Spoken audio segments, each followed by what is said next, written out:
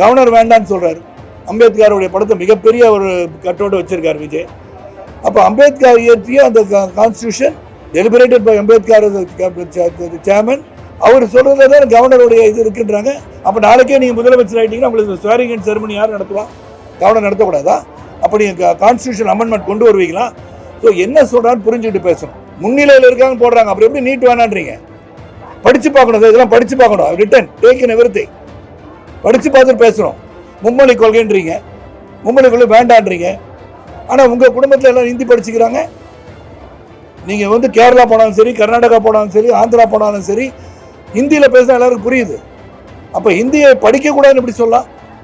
அது government schools இருக்கவங்க தமிழ் கற்றுக்கூடாது, சிபிஎஸ்சிக்கு மட்டும் ஏன் வந்து ஆங்கிலம் இது ஹிந்தி கற்றுக்கலான்றீங்க? 1996ஆம் ஆண்டு அன்றிருந்த ஆட்சி, புரட்சி தலைவர்கள் ஆட்சியை எதிர்த்து நான் போயிருக்கேன் தனி மனிதராக. யாருக்கும் அன்றைய தைரியமும் கிடையாது, திராணியும் கிடையாது. அப்போ நான் வந்து விஜய் சொல்கிற மாதிரி உச்ச நடிகர் தான் நானும்.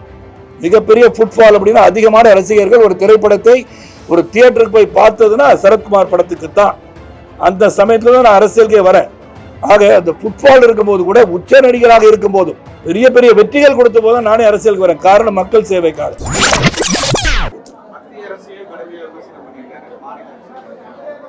ஒரு அரசியல் இயக்கத்தை ஆரம்பிச்ச பிறகு யாராச்சும் வந்து தாக்கினாதான் அரசியல் நடத்த முடியும் எண்ணத்துல தான் எல்லாரும் பயணிக்கிறாங்கன்னு நினைக்கிறேன். ஆனா மக்கள் பிரச்சனை எடுத்துரைத்து அவர் அரசியல் செய்யலாம்னு நான் நினைக்கிறேன்.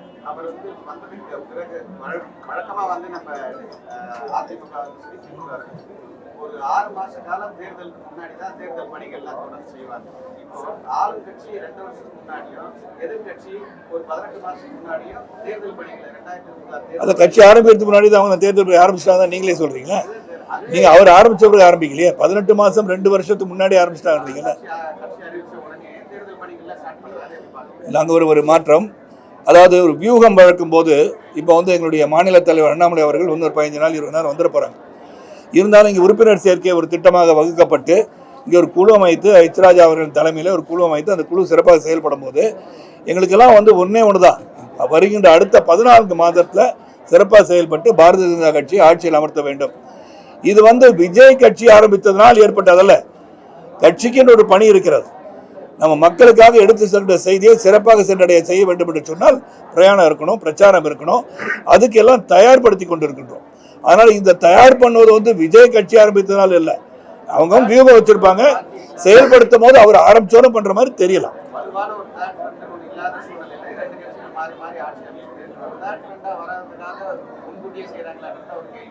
இல்ல தேர்ட் ஃப்ரெண்ட் எல்லாம் கிடையாது. இங்க ஒரே ஒரு ஃப்ரெண்ட் தான், பாரதிய ஜனதா கட்சி ஸ்ட்ராங் ஃப்ரெண்ட். அந்த ஃப்ரெண்ட் வந்து ஆட்சி அமைக்கும் என்பது எனக்கு தெல்ல தெளிவா எனக்கு தெரியுது.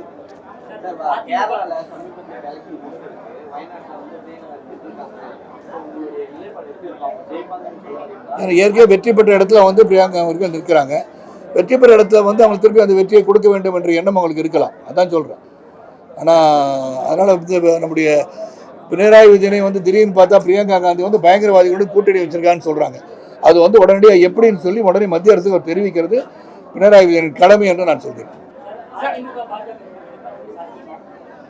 அண்ணாமலை அவர்கள் திரு அண்ணாமலை அவர்கள் மாநிலத்தில் வந்த பிறகு அவர்கள் என்ன எண்ணம் வைத்திருக்கிறார் என்பது நான் சொல்ல முடியாது. வேற ஒரு புள்ளி விவரம், துண்டு சீட்டு கிடையாது.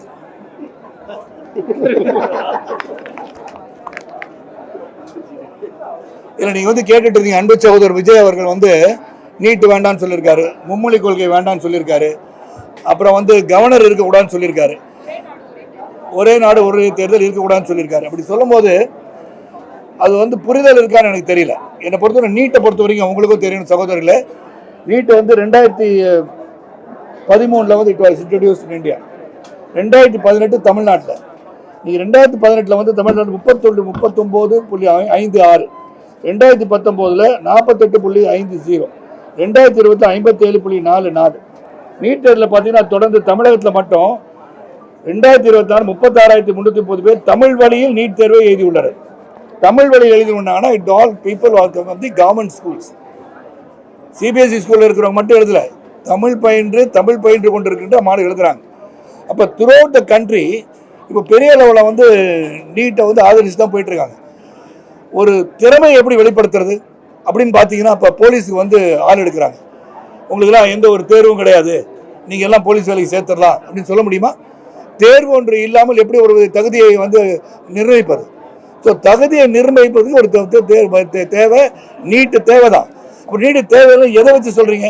It is increasing, every year it is increasing. ஒவ்வொரு வருடமும் வந்து எழுதுபவர் அதிகமாகிறாங்க. 100% தமிழகத்திலிருந்து பார்த்தீங்கன்னா தமிழக மாணவர் பிற மாநில மாணவர்கள் போட்டியாக இந்த ஆண்டு அதிக தேர்ச்சி பெற்றுள்ளார்கள். முன்னிலையில் இருக்காங்கன்னு போடுறாங்க. அப்புறம் எப்படி நீட் வேணான்றீங்க? படித்து பார்க்கணும், இதெல்லாம் படித்து பார்க்கணும். ரிட்டன் டேக் இன் எவ்ரிதிங் படித்து பார்த்துட்டு பேசுகிறோம். மும்மொழி கொள்கைன்றீங்க, மும்மொழி கொள்கை வேண்டான்றீங்க. ஆனால் உங்கள் குடும்பத்தில் எல்லாம் ஹிந்தி படிச்சுக்கிறாங்க. நீங்கள் வந்து கேரளா போனாலும் சரி, கர்நாடகா போனாலும் சரி, ஆந்திரா போனாலும் சரி, ஹிந்தியில் பேசினா எல்லாருக்கும் புரியுது. அப்போ ஹிந்தியை படிக்கக்கூடாதுன்னு எப்படி சொல்லலாம்? அது கவர்மெண்ட் ஸ்கூல்ஸ் இருக்கவங்க தமிழ் கற்றுக்கூடாது, சிபிஎஸ்சிக்கு மட்டும் ஏன் வந்து ஆங்கிலம் இது ஹிந்தி கற்றுக்கலான்றீங்க? அவங்களுக்கு மட்டும் சாய்ஸ் ஏன் கொடுக்குறீங்க? Why government schools are not given a choice to learn Hindi? அவர் கொடுத்து பாருங்க படிக்கிறாங்களா இல்லையான்னு. ஸோ மும்மொழி கொள்கை வரவேற்கத்தக்க ஒன்று. It is a highly spoken language இந்த கண்ட்ரி இல்லையா? நேஷனல் லாங்குவேஜ் இல்லை தான். ஆனால் அதிகமாக பேசுவது ஹிந்தி மொழி. நம்ம ஆங்கிலம் வந்து 300 ஆண்டுகளுக்கு மேலே ஆங்கிலேய நாட்டு ஆண்டனால அந்த மொழியை நம்ம கற்றுக்கிட்டோம். ஒரு காமன் லாங்குவேஜ் போது ஹிந்தி அது கற்றுக்கிற என்ன தப்பு? சிபிஎஸ்சியில் வச்சுருப்பீங்க, அங்கே வைக்க மாட்டீங்களா? பல பள்ளி மாணவர்களை வந்து பேட்டி நான் பார்த்தேன். எங்களுக்கு ஹிந்தி கற்றுக் கொடுக்க வாய்ப்பு தாங்கன்னு அவங்க சொல்கிறாங்க. ஸோ இதை நீங்கள் உணர்ந்து பார்க்கணும். கவர்னர் வேண்டான்னு சொல்கிறாரு. அம்பேத்கருடைய படத்தை மிகப்பெரிய ஒரு கட்டோடு வச்சுருக்கார் விஜய். அப்போ அம்பேத்கர் இயற்றிய அந்த constitution deliberated by Ambedkar chairman, அவர் சொல்கிறத தான் கவர்னருடைய இது இருக்குன்றாங்க. அப்போ நாளைக்கே நீங்கள் முதலமைச்சர் ஆகிட்டீங்கன்னா உங்களுக்கு ஸ்வேரிங் அண்ட் செரமனி யார் நடத்துவா? கவர்னர் நடத்தக்கூடாதா? அப்படி கான்ஸ்டியூஷன் அமெண்ட்மெண்ட் கொண்டு வருவீங்களா? ஸோ என்ன சொல்கிறான்னு புரிஞ்சுக்கிட்டு பேசணும். ஸோ இதெல்லாம் எனக்கு ஒப்புதல் கிடையாது. ஆனால் அவர் அரசியல் பயிலுக்கு என்னோட வாழ்த்துக்கள். ஸோ பாரதிய ஜனதா கட்சியை பார்த்தீங்கன்னா திராவிட முன்னேற்ற கழகமாக இருந்தாலும் சரி, அனைத்து இந்த அண்ணா திராவிட முன்னேற்ற கழகமாக இருந்தாலும் சரி, படிப்படியாக வாக்கு சதவீதம் குறைந்து கொண்டிருப்பதை தெளிவாக நீ பார்க்கலாம். நீங்கள் வந்து அண்மையில் பார்த்தீங்கன்னா அவங்க வந்து 36 இருந்தாங்க, இவர் வந்தாங்க. இப்போ 26 டிஎம்கே தெரியுது, கணிப்பு சொல்கிறார். இவங்க 20க்கு வந்துட்டாங்க.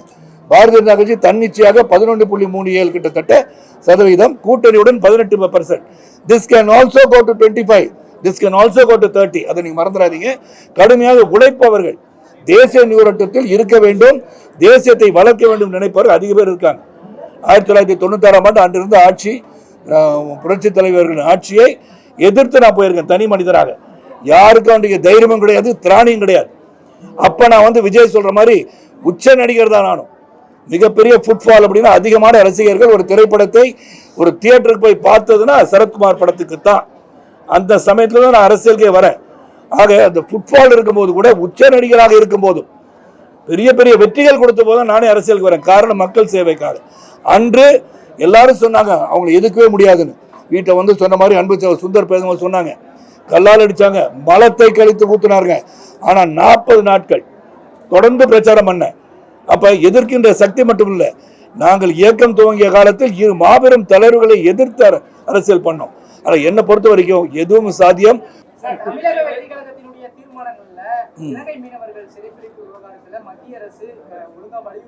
ஆமா, அது வந்து இப்பதானே அவருக்கு தெரியுது.